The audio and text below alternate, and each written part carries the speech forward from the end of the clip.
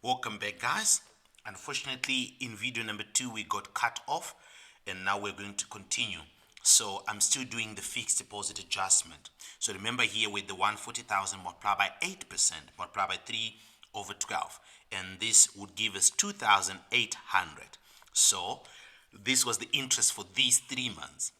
Then the fixed deposit was then increased to how much? To 180,000. So the fixed deposit is now 180,000. Then you multiply this by 8% as well, and then because it is for the entire year, so the remaining months would therefore be 9 over 12. If you punch that on your calculator, you get 10,800. You add these two amounts, and then you will get an amount. Let's see if we can add those two amounts. So we are now saying our 2,800. All right, so it's going to be our 2,800. It is our 2,800 plus the 10.8 plus the 10,800, and this will give us 13,600. This will give us 13.6. Now, if you come here, you will see that in your answer book, you had interest income of 12.4, yet interest income must be 13,600. All right, hence the adjustment was saying provide for outstanding interest. So there is interest which is outstanding. Provide for outstanding interest. So the interest that is outstanding is the difference between this amount and that amount, and that amount is 1,200. That is the outstanding interest.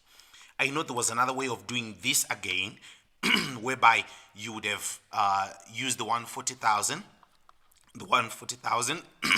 multiplied by 8%, and then you would have said multiply by 12 over 12. You get an amount, and then you will now get the interest for the 40,000, and then you multiply by 8 over 100, and then you get the interest for how many months? For the 9 months when it had changed now. You get interest on the 40,000 for the 9 months. Okay, so it's 9 over 12 here, and then it should give you the very same amount as well. Okay, I'm going to quickly move on to adjustment number 3. Adjustment number 3, it says the company has 4 directors. The company has 4 directors: director number 1, director number 2, director number 3, and director number 4. The company has 4 directors. Each of them received the same monthly fee. 2 directors received the fees for the whole year. So these guys got for 12, and then one only received for 9 months. Then this guy only received for 9 months, and the other one has already received for March. We're supposed to receive until February, but he has for March. That means this guy has received for 13 months. That simply means in total we have paid our directors for 46 months rather. We've paid our directors for 46 months. If we come now to our directors' fees amount, our directors' fees is 276,000. But this is for 46 months. It therefore means we are paying each director per month an amount that is 6,000. Okay, how did I get the 6,000? I simply said the 276,000,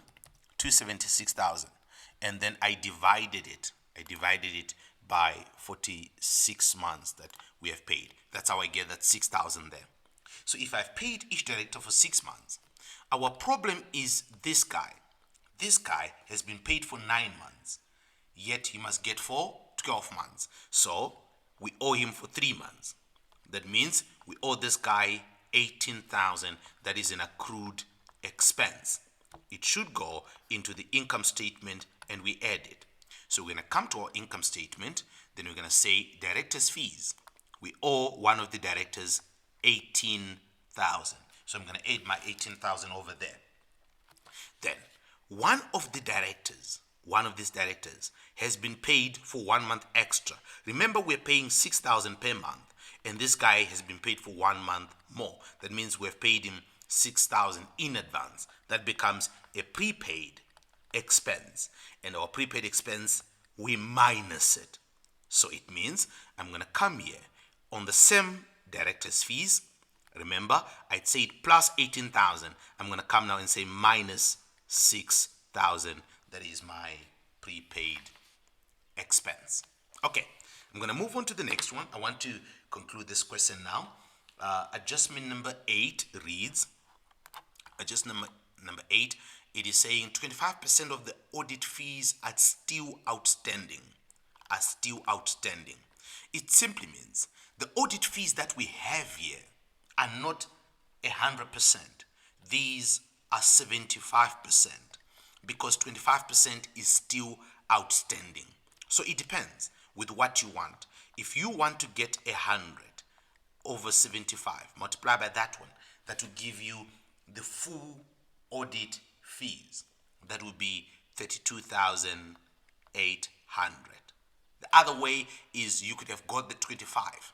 If you had said get 25 over 75 multiply by 24.6, you would have got an amount that is 8,200. Then you would have just added the 8,200 to your 24,600. That would still be very correct.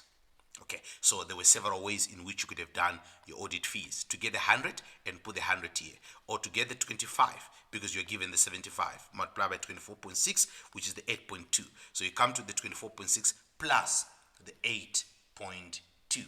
Then it will still give you your 32.8. All right, let's quickly go on to the next one. The next adjustment then reads, so we have done this one, remember.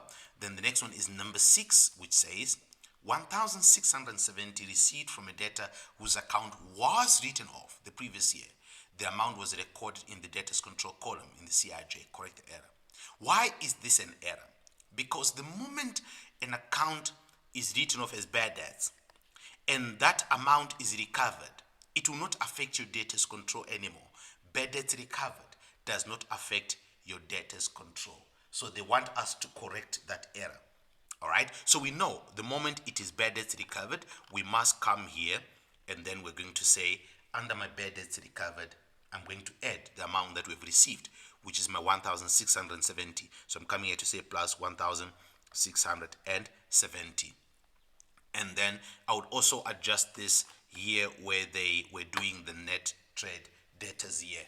So I would come to my trade debtors, which was given, and then I would now say, because remember what they did, they recorded it in the debtors control.